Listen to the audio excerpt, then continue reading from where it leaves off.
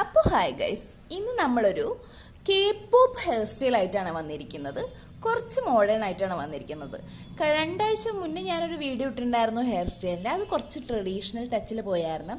ഇന്ന് നമുക്ക് കുറച്ച് മോഡേൺ പിടിക്കാൻ വെച്ചു. അത് ട്രഡീഷണൽ ടച്ചാന്ന് വെച്ച് കഴിഞ്ഞാൽ നമുക്ക് ഫ്രോക്കിനൊക്കെ യൂസ് ചെയ്യാൻ പറ്റും കേട്ടോ. ഇന്ന് കുറച്ച് ജീൻസ് അങ്ങനെയുള്ള കുറച്ച് വെസ്റ്റേൺ ഡ്രസ്സിൻ്റെ ഒപ്പം നമുക്ക് യൂസ് ചെയ്യാൻ പറ്റിയ ഒരു ഹെയർ സ്റ്റൈൽ ആയിട്ടാണ് വന്നിരിക്കുന്നത്. ആദ്യം തന്നെ നമുക്ക് മുന്നിലിടാനുള്ള 2 വാല് നമ്മൾ എന്ത് ചെയ്യുക, സെക്യൂർ ചെയ്ത് ക്ലിപ്പ് ചെയ്ത് വെക്കാം. അതിനുശേഷം സെൻറ്റർ പാർട്ടീഷൻ എടുത്താണ് വയ്ക്കുന്നത്. ഞാൻ സെൻറ്റർ പാർട്ടീഷൻ എടുത്തിട്ട് നമ്മൾ ചെറുപ്പത്തിലേക്ക് നഴ്സറിയിലൊക്കെ പഠിക്കുമ്പോൾ 2 കൊമ്പ് കെട്ടില്ലേ, അതേപോലെ അത്രയുള്ള പരിപാടി. 2 കൊമ്പ് കെട്ടുക. 2 കൊമ്പെന്ന് വെച്ചാൽ നമ്മൾ കുത്താൻ നിൽക്കുന്ന പോലെ കൊമ്പ് കെട്ടരുത്, തലയോട് ചേർന്ന് നിൽക്കുന്ന പോണ രീതിയിൽ കൊമ്പ് കെട്ടുക. ഇപ്പം ഈ വീഡിയോയിൽ കാണുന്ന പോലെ കണ്ടോ, കൊമ്പ് കെട്ടിയെന്ന് തലയ്ക്ക് പോലും അറിയരുത്, ആ രീതിയിൽ നമ്മൾ കൊമ്പ് കെട്ടുക.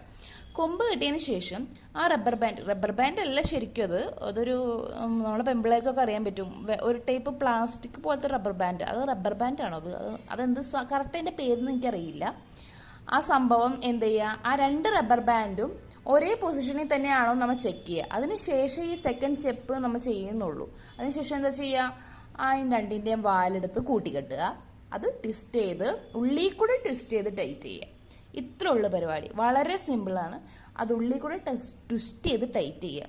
ഇതിൻ്റെ ഇടയിൽ എനിക്ക് കൈ അഴിച്ച് എനിക്ക് പ്രാന്തായി. കുറച്ച് നേരമായി ഞാനിത് ആദ്യം ഒന്ന് കെട്ടി നോക്കിയായിരുന്നു. അതിന് ശേഷമാണ് ഞാൻ കെട്ടി നോക്കി കറക്റ്റ് ആയപ്പോഴാണ് ഞാൻ വീഡിയോ എടുത്തത്. അപ്പോൾ 2 പ്രാവശ്യമായിട്ട് എനിക്ക് കൈ അഴിച്ചിട്ട് പാടുണ്ടായിരുന്നില്ല. അതിന് ശേഷം നമുക്ക് എന്ത് ചെയ്യും, ഇതേപോലെ അത്യാവശ്യം മുകളിലോട്ട് ഇങ്ങനെ നിൽക്കുന്ന രീതിയിൽ നല്ല ഭംഗിയിൽ കിട്ടും. അപ്പോൾ അത്രയൊക്കെ ഉള്ളൂ. നിങ്ങൾക്ക് ഇത് കണ്ടിട്ട് ഇഷ്ടപ്പെട്ടെങ്കിൽ നിങ്ങൾ എന്തായാലും ട്രൈ ചെയ്ത് നോക്കുക. നിങ്ങൾ കമൻറ്റ് ചെയ്യുക. വീഡിയോ ഇഷ്ടപ്പെട്ടാൽ ലൈക്ക് ചെയ്യുക, കമൻറ്റ് ചെയ്യുക, സബ്സ്ക്രൈബ് ചെയ്യുക. അടുത്ത വീഡിയോ ആയിട്ട് വീണ്ടും വരാം. ബൈ.